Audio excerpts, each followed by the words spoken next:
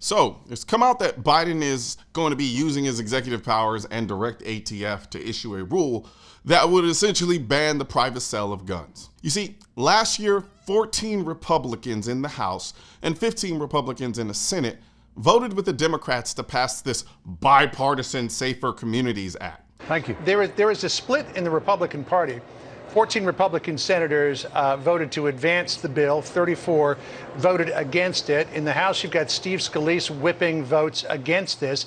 Yet at the same time, Mitch McConnell says this is a good bill. Listen to how he put it. This time is different. This time, the Democrats came our way and agreed to advance some common sense solutions without rolling back rights for law-abiding citizens. The result is a product I'm proud to support. You know, Chris Murphy, the senator from Connecticut, and I've worked before on this very difficult issue. And above all, we all agree we are not finished. We are not finished. We are not finished.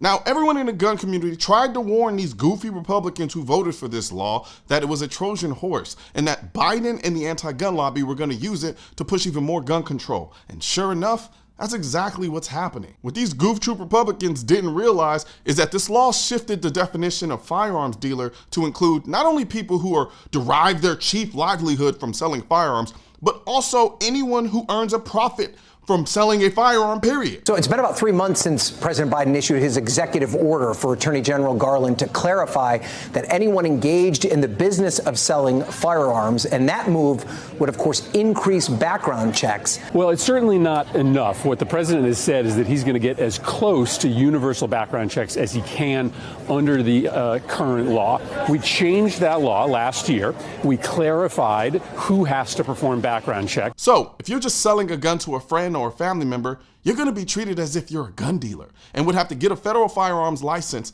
and have to perform a background check on the gun you sold or face up to 5 years in jail and a $250,000 fine. This would ban the private sale of firearms, but only between the people who are willing to obey the law. Clearly, criminals don't give a shit about a federal firearms license. Crazy thing is, the vast majority of mass shooters actually got their guns legally with a background check. This is nothing but a backdoor way of getting universal background checks.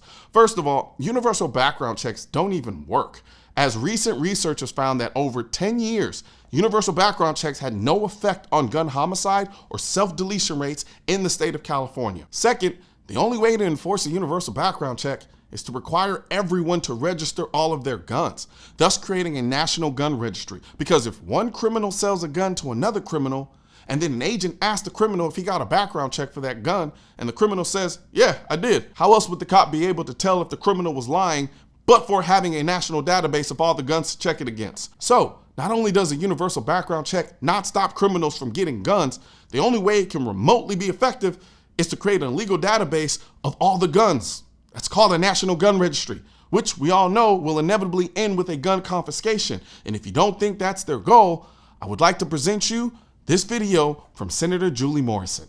If I get to keep it, if I pay a fine and register it, then how dangerous is it in the first place? Why do you need the ban at all? You use and you purchase that are being purchased today. Well, you've just maybe changed my mind.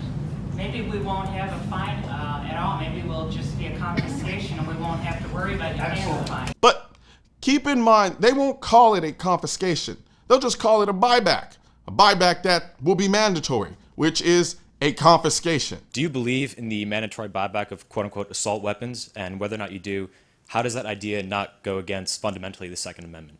Yeah, great question. I do believe that we need to do buybacks, but we still have to deal with the over 2 million assault weapons that are currently in the streets of America. And so a buyback program is a good idea.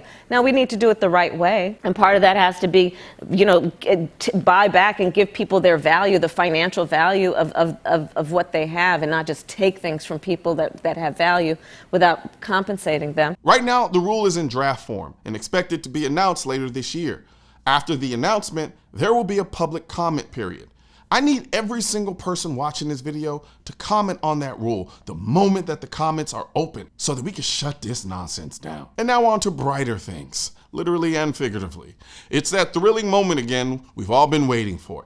The announcement of our remarkable giveaway winners. Our partnership with Surefire has brought us an extraordinary array of tactical gear, and today we're revealing the fortunate winners who are about to elevate their gear. Drum roll, please. Our first winner comes from the ammosexual level. They're about to add a whole new dimension to their tactical setup with the Surefire Turbo Scout Light Pro.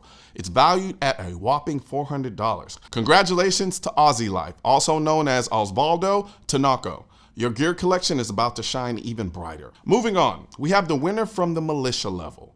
Get ready for some serious illumination because Stephen Holly 6558, also known as Stephen Holly, you've won the impressive Surefire X300 Ultra, priced at $370. Your tactical game is about to reach new heights now, my brother. And last but certainly not least, for the Pew Pew Life level, the winner is none other than Me No Harm or Rodney Parker. Rodney, you are the proud new owner of the sleek Surefire Stiletto Pro, valued at $260. Prepare to light up your adventures in style. So, a huge congratulations to all our amazing winners. Aussie Life, Stephen Holly 6558, and Me No Harm. Your support and dedication to the Colion Noir community have truly paid off. Stay tuned for more incredible giveaways and exciting content. Until next time, stay tactical and keep rocking the Pew Pew Life. And also, if you want to know how you can be a part of this next giveaway, all you got to do is become a member of the channel. And in order to become a member of the channel, I'm going to put a link in the description section for you to check out. Guns aren't political. That's why I need your help getting this message to spread on YouTube by clicking the thumbs up button, leaving a comment to let me know what you think of the video, then subscribing to the channel. But most importantly, click that bell symbol. For products featured in this video, click the links in the description.